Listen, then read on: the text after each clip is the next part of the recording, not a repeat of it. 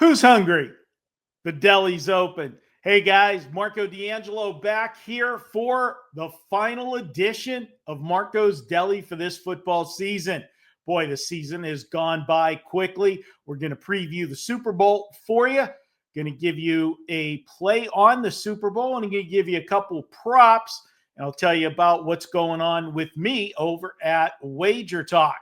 Let's get things started. Super Bowl is Sunday, obviously.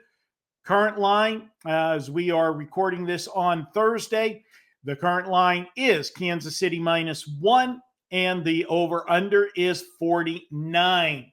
Now, guys, you look at this game, Philadelphia has had 5 straight games in which they have had no turnovers.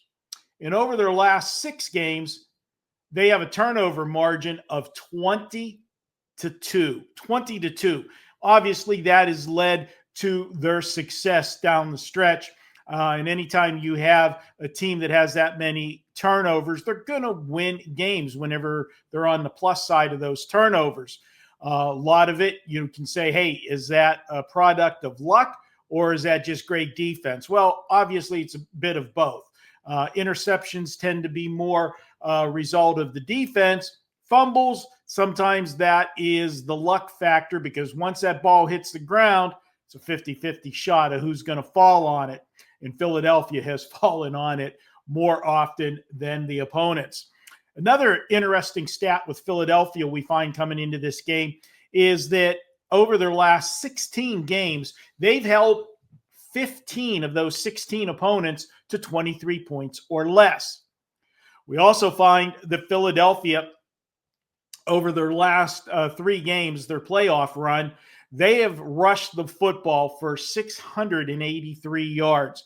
That's an average of 6.5 yards per play. Now, granted, the Kansas City defense is much better than the defenses that they faced during the playoffs so far, especially last week or 2 weeks ago when they faced Washington, who desperately had trouble stopping the run all season. But I will point this out. As good as the Kansas City defense has been all year, they have not been good down the stretch against the run.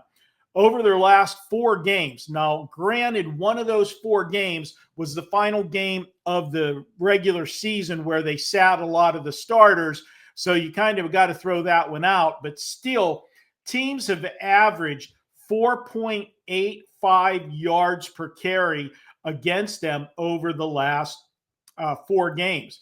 In those 4 games, well, last game against Buffalo, they allowed 147 yards on the ground. They allowed 149 on the ground to Houston. Denver ran for 158, but that's the game they sat the starters. In the game before that, my Pittsburgh Steelers ran for 202 yards against them. So a little bit of a concern with Kansas City stopping the run. With that said, with Kansas City, I think the fact that teams have been running the football an average of 34 times per game over those last 4 games, that is going to be a situation where Philadelphia is going to do what they do best, and that is ride Barkley. He's had a fantastic season and no reason to stop here. With that said, I expect a lower scoring game. Both offenses can score. We know that. But they play good defense, both of the teams. And I think you're going to see some long sustained drives in this game. And that's going to mean fewer possessions, which means fewer points, which means your first play here is going to be under 49 in the Philadelphia Kansas City Super Bowl. I'm looking for this one to go under 49. I realize both games went over the total in the conference championships, but what you had there were 2 good offenses, Kansas City and Philadelphia. Philadelphia's offense being better, but you had 2 good defenses from both of those teams. And the teams they faced, Buffalo, although their offense is great, the defense was mediocre all season. You saw many shootouts involving the Buffalo Bills. And, of course, Washington, obviously fantastic offense, no defense. They had a ton of shootouts. opposite scenario here. You've got some good defenses and offenses that can possess the ball for long drives. All right, before we get to a couple props, just want to tell you that if you reach this point of the video, I hope you're enjoying it. And if you are, do me a favor, hit the like button. It really helps the channel out with the algorithms. I appreciate you guys taking the time to watch the video. I enjoy doing these for you. And we're going to be doing something for basketball. We're working on it. Definitely we'll have something for you for March Madness. We may start something next week, trying to put it together of how we can make it work, getting you the information. Might have to do shorter videos, some of them on game day for you rather than how we did it in football by coming on Thursday for the weekend. Also, guys, we got a special offer going at WagerTalk I want to tell you about. The regular price for a year of service, that's all my plays, all sports, everything I release, is $1,999. But this week only, and you got it through Sunday, Super Bowl Sunday, you can pick up all of my plays through next year's Super Bowl. That would include next year's Super Bowl, every play I release, every sport.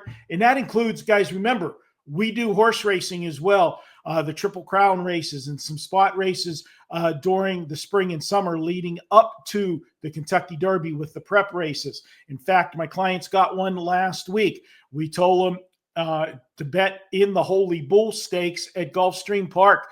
They had a $156 investment that turned into $480 some dollars.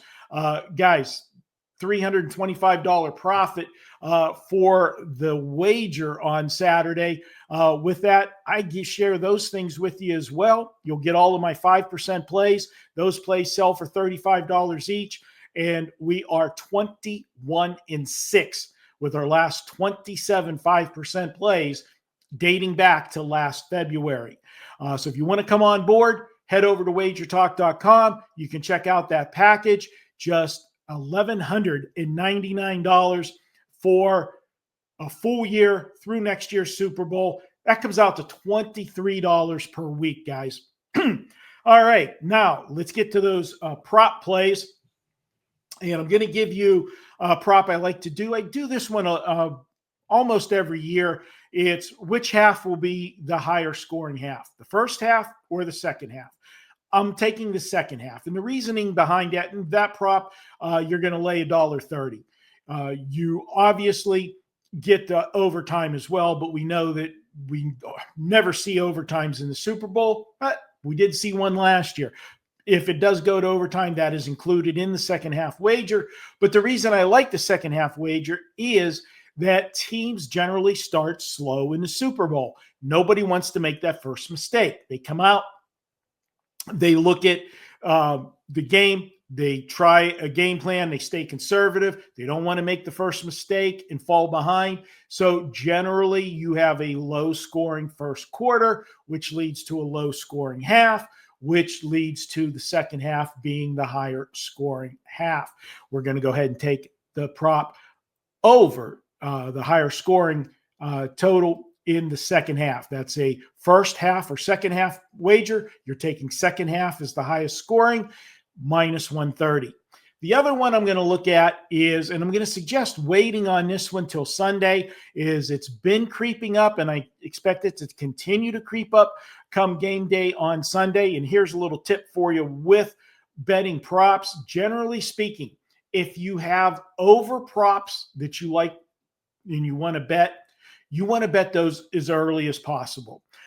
Because the tendency is once the public gets into town here in game day, they all want to bet overs. Nobody wants to sit and watch the Super Bowl and have nothing happen. They like to bet overs, and you'll see the market rise on a lot of these prop bets on game day.